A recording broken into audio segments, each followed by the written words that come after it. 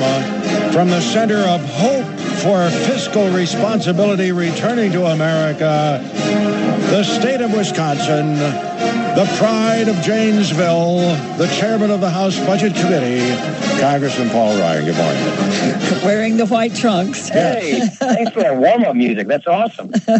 So, hey, let me just say, put a Go Packers in there on top of it all right? Well, no, let's not push it. No. We're with you there right at the end. Should we take some sense of hope that there is going to be a morning in America from this win in Wisconsin? Yes, actually, you should. Look, you live right below our border, so you know what we put up with. You saw the ads. You saw the busloads of people being shipped in from around the country. And you saw us stand up and say, we think public employees should pay something for their health and retirement benefits like everybody else in society. And we're going to put the kinds of reforms in place that are needed to do that. 50% of Wisconsin's state budget is labor costs.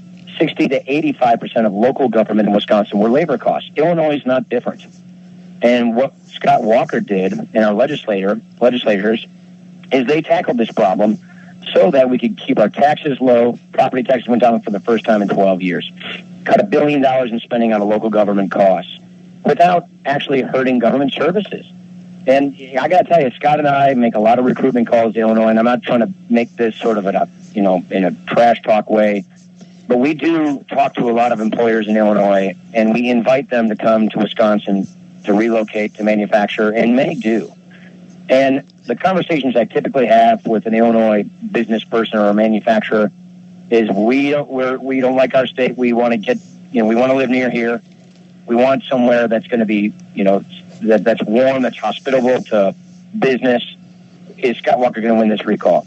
Are you guys going to hang on to these reforms? Because if you are, we want to come. And so I think what we will do is we will see a snowballing effect of a better business climate in Wisconsin, the perception that we have a better business climate, and therefore I think we're going to attract more capital and more jobs as a result of hanging on to these reforms. And, I'm not trying to say this in a hyper-competitive way, but a lot of those folks are coming up from Illinois because, look, your state government went the other direction. It still is. And they decided not to tackle the root causes of your problems, not to put in place the kinds of policies that are needed for entrepreneurial growth, development, manufacturing, small business. And so you're just going to chase capital out of your state, and you're going to fight over a shrinking pie. And that's the way we don't want to go. And, the sort of the story between these two states is the story of America versus Europe. Are we going to tackle these fiscal challenges here before they get out of our control? Are we going to make America prosperous again, do the things we need to do to grow the economy, and get at the root cause of our debt crisis, these entitlement programs? Scott did that in Madison. We're trying to do that in Washington here in the House of Representatives. And right now we got a stumbling block in the White House and the Senate. We need to get rid of that so we can get new leaders to fix this problem and get a renaissance. I believe we can do that. Scott Walker's win was resounding. He won by a bigger percentage on this election than he did the last one. Oh, Barack Obama won my district by about 4 points. Scott won it by 15. Even in California, the cities of San Jose and San Diego reformed, and with their referendums, 2 to 1. There seems to be an awakening amongst the electorate, the constituencies that maybe we don't have any money. We got to do something about this. Yeah, and the problem we had in Wisconsin, and Illinois is no different, is these interest groups got so much power, they were able to sort of elect the people they negotiate with for their benefits. Exactly. And so, look what happened. And, we're dealing with it. And, public employees are good people who do noble, good work. We're just saying it's not too much to ask that they pay something for their health and retirement benefits. And we also want to reform our schools so that we get the right education reforms in place so that kids get the best education, especially poor kids in the inner cities. It's been a big problem of ours. It's a big problem around America. And what we finally did was get the reforms that get sort of out of the grip of this interest group that was making it impossible to get the kinds of reforms we needed to get these kids from being trapped in these, terrible performing schools. And so it's working. We feel like we're going to have a renaissance in this country of education reform, of economic reform, of prosperity, get back to the American idea of an upward mobile opportunity society, if we get the right leadership and therefore the right reforms in place. And so I'm very optimistic. We've got a long ways to go, but if we get the right leadership in place this fall, I really think we can turn things around and dodge the kind of a debt crisis that Europe is in the throes of, because we're halfway through a lost decade right now. We will clearly have a lost decade and a lost generation if we stay with the status quo.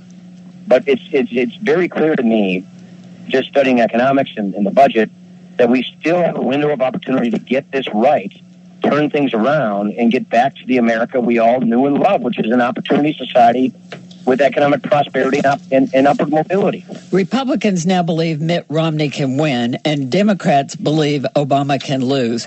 This looks like opportunity, doesn't it? It does, but, it's still a ways away. This thing's going to go up and down and left and right and all over the place. But clearly what we're showing in Wisconsin is if you commit political courage, you will be rewarded. Political courage was on the ballot last Tuesday in Wisconsin, and Scott Walker won with a bigger margin than he originally won by. So what we're saying is be bold, be specific, offer reforms, have the courage of your convictions, implement these reforms, and people will reward you. So the country is going to have a big choice to make this fall. It's a choice of two futures. We just made ours in Wisconsin. We've got another big choice on our hands in the fall. And the question is, we're going to stick with the status quo, which ends up with a welfare state and a debt crisis, or we're going to get back to the fundamentals that made America great. And I think we will, and I feel really confident about it. And I feel, obviously we feel emboldened because of what happened in Wisconsin. Yeah. And if states like ours can go this way, then we can fix this thing. Yeah. We asked Scott Walker on the morning following his victory if he were asked to be a vice presidential candidate, would he accept that? And he said, no. He said everybody should be looking at Paul Ryan. So would you be... Jeez, thanks, Scott. Would you be Mitt Romney's running mate? I'm not getting into that stuff. I appreciate the question, but these questions, I get so many of these things, I'm just not getting into it anymore. He threw you under the bus, though, Paul. Yeah, I'll say. Oh, he says, Paul Ryan's a great guy. He's a guy from Wisconsin. With friends like that. Well, it's a pleasure to talk with you.